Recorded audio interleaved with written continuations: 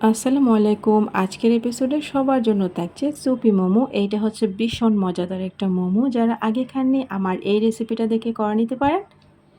প্রথমে আমি এখানে ২ কাপ ময়দা দিয়ে দিব অথবা আটাও নিতে পারেন, কোনো সমস্যা নেই। তারপর ১ চিমটি লবণ দিয়ে আমি খুব ভালো করে মিক্স করে নিচ্ছি। তারপর এখানে নরমাল ঠান্ডা পানি দিয়ে মানে হচ্ছে নরমাল যে টেপের পানি ওইটাই আমি ইউজ করেছি। খুব ভালো করে একটা ডো করে নিব। আমি প্রথমেই স্প্যাচুলা দিয়ে খড়ে তারপর হাত দিয়ে একটা মসৃণ ডো করে নিচ্ছি।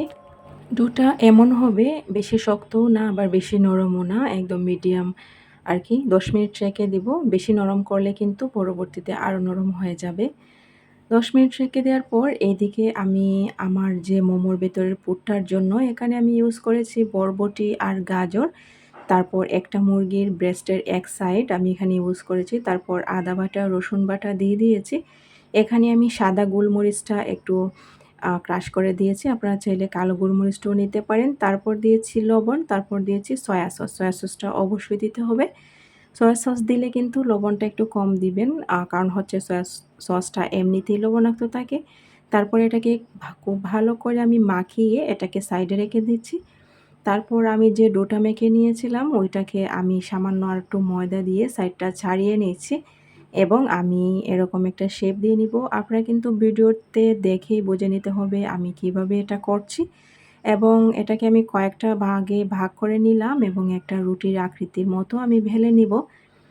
এতটুকু পর্যন্ত যারা আমার সাথে ছিলেন প্লিজ দয়া করে আপনারা আমার ভিডিওতে একটা লাইক দিয়ে দিবেন এবং যদি আপনারা ইউটিউব থেকে এই মুহূর্তে দেখে থাকেন তাহলে প্লিজ, প্লিজ, প্লিজ আমার চ্যানেলটা সাবস্ক্রাইব করে আমার পাশেই থাকবেন। আর যদি এই মুহূর্তে ফেসবুক থেকে আপনারা এই ভিডিওটা দেখে থাকেন তাহলে কিন্তু প্লিজ ফলো দিয়ে রাখতে ভুলবেন না এবং লাইক কমেন্ট করতে ভুলবেন না। আর শেয়ার করতে পারেন আপনার বন্ধুদের সাথে এবং শেয়ার করতে পারেন আপনাদের ফেসবুক ওয়ালে। কারণ হচ্ছে যখনই আপনারা এই রেসিপিটা ভুলে যাবেন তখনই কিন্তু আপনাদের ফেসবুক প্রোফাইলে ঢুকলেই এই রেসিপিটা পেয়ে যাবেন আর খুব ইজিলি বাসায় বানিয়ে নিতে পারবেন।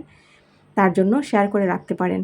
তারপর আমি দেখে দিচ্ছি আমি কিভাবে মোমো শেপটা দিয়েছি। আপনারা নিশ্চয়ই দেখতে পারছেন আর দেখতে পেরেছেন এতক্ষণ আমি কি দিয়ে এটা কেটেছি। আর এইভাবে একটা গ্লাস দিয়ে কাটলে কিন্তু সবগুলো মোমোর শেপই সমান হয় একদম। তারপর আমি এরকম খুব ইজি কিন্তু এটা। আমি একটা দেখিয়ে দিয়েছি আর সবগুলোই আমি এভাবে করে নিব। আমি এভাবে একটা, একটা করে সবগুলোকে করে নিচ্ছি। আমি আবারও আপনাদেরকে একটা করে দেখিয়ে দিচ্ছি। আর এই শেপটা কিন্তু খুবই ইজি, মানে রাউন্ড শেপটা আরকি। অন্য শেপ করতে চাইলে একটু তেড়াবেঁকা হয়ে যায়। তার জন্য আমি এটা করে নিই সবসময়। আমার প্রায় সবগুলো করা কমপ্লিট। আমি কমপ্লিট করেই আসছি।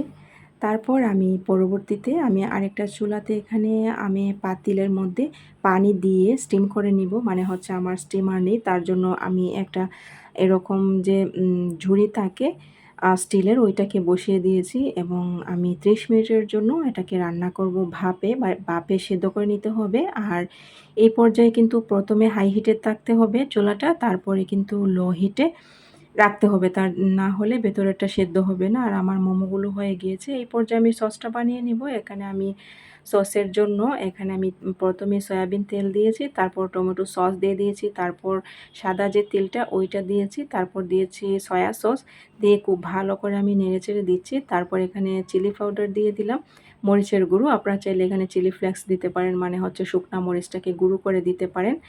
তারপর আমি এখানে দুটো লেবুর রস মানে ২টা টুকরো লেবুর রস এখানে চিপে দিয়ে দিয়েছি। এই সসটা কিন্তু ভীষণ মজা খেতে। আপনারা কিন্তু অবশ্যই বাসায় ট্রাই করবেন এবং ট্রাই করতে ভুলবেন না। ট্রাই করেই কিন্তু আমাকে বলবেন যে কেমন হয়েছে খেতে। আপনারা চাইলে কমেন্টে লিখতে পারেন পরবর্তীতে। আর আমার সবগুলো মোমোই আমি পরবর্তীতে বাকিগুলো দিয়ে দিয়েছি। আর যেগুলো সস দিয়ে খাবো, সুপি করব ওইগুলোই এইমাত্র আমি সসের মধ্যে একদম দিয়ে দিলাম আরকি। দেখুন আজকে এতটুকুই।